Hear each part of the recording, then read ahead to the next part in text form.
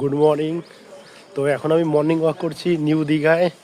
Hotel hotel বলা চলে না, এটা ছোট্টখাট্ট একটা রিসর্ট। তো এটা একটা গভর্নমেন্ট প্রপার্টি। তো এটা যে লিজে নেওয়া আছে একটা দাদার, তো সেখানে চলে আসলাম। নাম হচ্ছে জারা রিজেন্সি। তো দারুণ অ্যাটমসফিয়ারটা, দারুণ একদম। চারোদিকে সব তাবর তাবর হোটেল, তার মাঝখানে সুন্দর একটা পরিবেশ। ওই যে পুরো মন্দারমণি একটা ফিল আছে।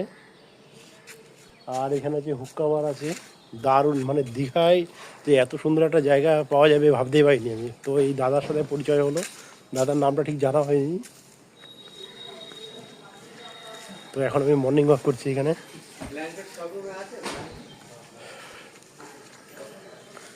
আমরা আছি এই যে রুমটা নিয়েছি, 106 নম্বর রুম।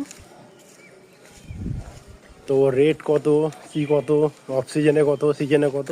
দীঘায় তো অফ সিজন বলতে কিছু হয় না।